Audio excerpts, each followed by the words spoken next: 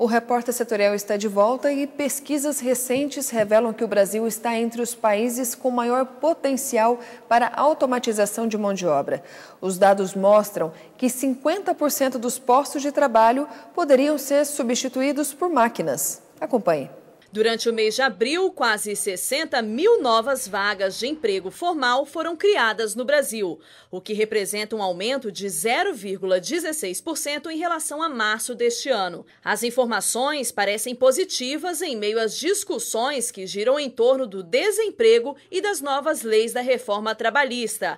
Mas apesar das notícias otimistas para alguns setores, pesquisas recentes mostram que o Brasil está entre os países com maior potencial para a automatização de mão de obra. Os dados mostram que 50% dos postos de trabalho no país poderiam ser substituídos por máquinas. Na indústria, por exemplo, 69% dos postos oferecem empregos que poderiam ser feitos por máquinas. Na hotelaria e setor de comida, esse índice é de 63%, seguido pelo transporte e armazenamento, onde 61% dos postos poderiam ser automatizáveis.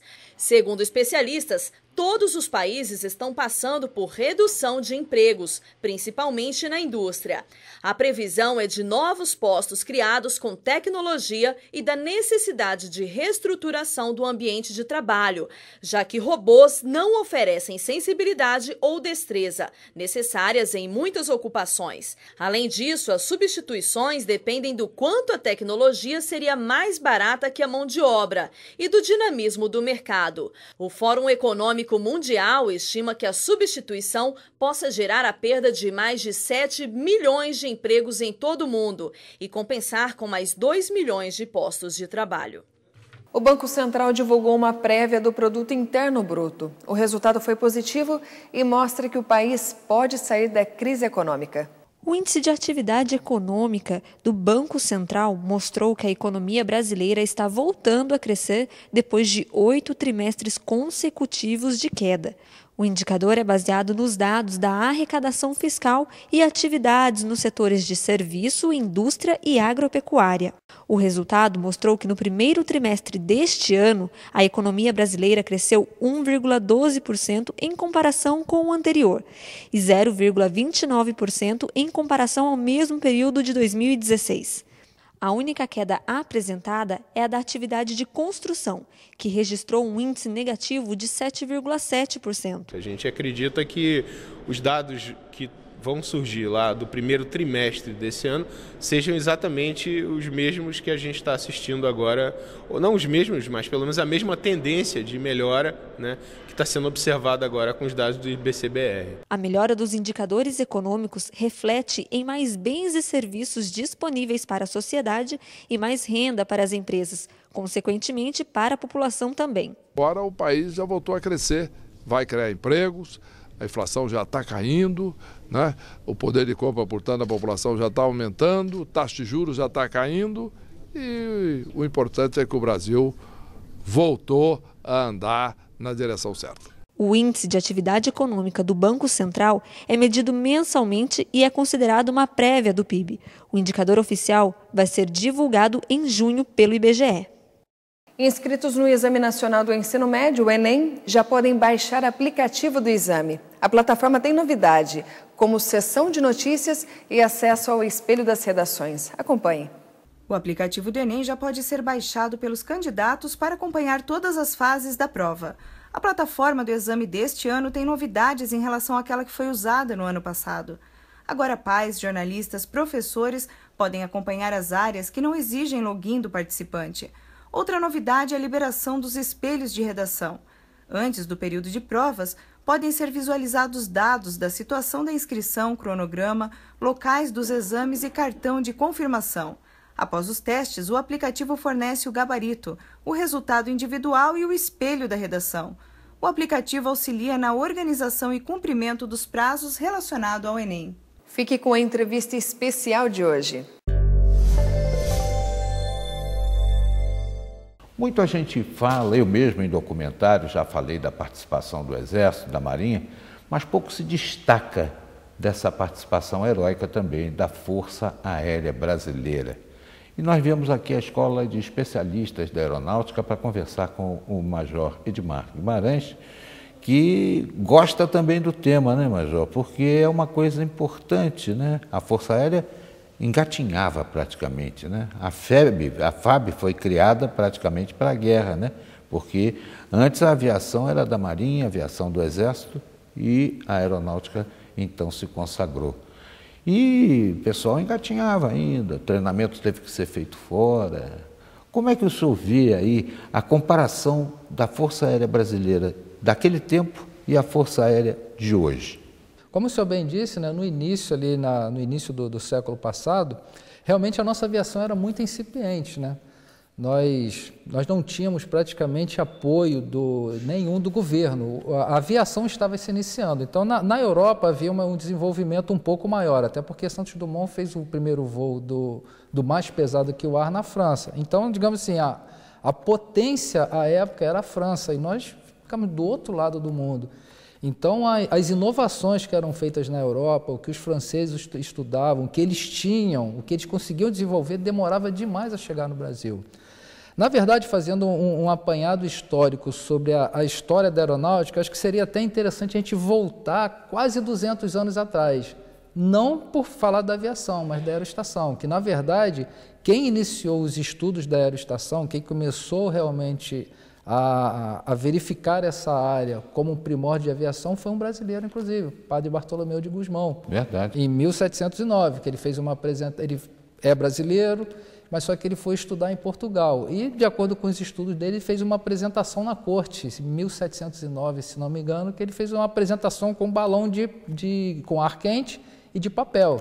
Até quase que pegou fogo num dos castelos, lá, não me recordo mais qual o nome, mas foi um fato até engraçado, né? Agora, só ver, 2 brasileiros importantes para a aviação e ficam os americanos lá falando de irmãos Wright, né? Isso é um absurdo. É uma coisa que não se discute. Quem mostrou, né, e quem foi documentado foi Santos Dumont. Então, não tem o que se discutir quanto a isso, né?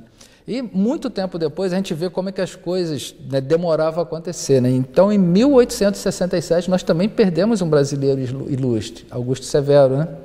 Que foi também um estudioso, inclusive ele morreu em Paris. Em 1911, o Brasil possuía apenas um aviador, um tenente da Marinha, Tenente Meller. Era o único aviador, foi formado pela França e era o aviador militar brasileiro, o único. Aí o Exército, né, não podendo deixar que a Marinha se desenvolvesse, ela também mandou um tenente para a França fazer o curso, se não me engano ele foi brevetado em 1912. Então sempre as coisas aconteciam ali com no mínimo um ano de diferença entre um desenvolvimento e outro, né? Hoje um ano é quase que uma eternidade em relação ao que a gente tem hoje, né? E a aviação foi desenvolvendo. Via-se, né, a necessidade por ser um transporte relativamente seguro, só que muito mais rápido que a navegação, né? Então a distância entre os continentes se diminuiu bastante. Então o Brasil tinha aquela necessidade de desenvolver a nossa aviação. E além do mais, quem havia voado pela primeira vez no mais pesado era um brasileiro. Major, nessa época que realmente é a parte primordial aqui da nossa conversa, quantos aviões a gente tinha? O senhor tem ideia? Aviões de caça, de combate. De combate no início da Primeira Guerra? No início da Segunda. Desculpa, da Segunda Guerra, no Brasil, nenhum. Nenhum. Não tínhamos então, nenhum. Nós tínhamos apenas aviões que eram utilizados, digamos assim, não em combate, porque nós não tínhamos combate. Quem utilizou pela primeira vez um meio aéreo para combate foi, a época, Marquês de Caxias, em 1867. Mas, assim, para combate, nós não tínhamos nenhum.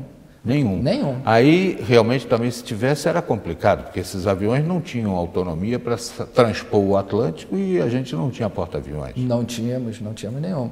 E é uma coisa assim até que eu não sei explicar como que os aviões brasileiros, se nós recebemos os aviões no Panamá ou nos Estados Unidos, ou se esses aviões foram entregues aos brasileiros já na Itália. Uma coisa, o treinamento foi no Panamá, porque inclusive temos depoimento do Coronel Rui. Exatamente. Que foi o herói brasileiro. Ele conseguiu, com o motor calado, bombardear um trem e explodir o trem. E narrou isso para nós. Certa vez eu fui bombardear uma ponte de casaça. Saí do bombardeio e fui atacar a posição antiaérea. E recebi um tiro ali no nariz do avião, ali no motor, que me matou 2 cilindros. Aí pegou fogo, eu continuei a atirar na antiaérea até que eu calei a antiaérea. O Brigadeiro Rui realmente era uma pessoa, um militar diferenciado, né? O Brigadeiro Rui, se não me engano, foram 99 missões de guerra que ele cumpriu lá na Itália. Era uma pessoa assim que todos gostavam muito e era uma pessoa extremamente lúcida, né? Ele contava histórias, fatos, histórias. Ele falava até de escalas de voo da época da guerra, isso há 7, 8 anos atrás ainda. Ele contava coisas que a gente imaginava que havia acontecido na semana passada, de tão lúcido que ele era, né? Então ele realmente foi uma pessoa diferenciada, muitas histórias, né? Nós temos aquele documentário, né, Senta Pua. Então eles, no caso, enquanto tinham alguns pilotos que ainda eram vivos, então o que chama muita atenção é a lucidez que esses pilotos ainda tinham sobre os fatos da guerra. Eles contavam algumas histórias, alguns fatos que haviam 60, quase 70 anos atrás, e eles contavam normalmente como se tivesse ocorrido há pouco tempo, né? Agora, eu tenho a impressão que os aviões que foram colocados à disposição dos brasileiros eram aviões da Força Aérea Americana que foram adaptados para os nossos pilotos. Mas eu vou lhe pedir para a gente aprofundar o tema na volta da entrevista. Estamos conversando com o Major Edmar Guimarães, um estudioso do assunto, Segunda Guerra, e falando sobre a participação da Força Aérea Brasileira na Segunda Guerra Mundial. O Repórter Setorial vai para um breve intervalo e, na sequência, você vai ver que dados do SPC mostram queda na confiança do consumidor.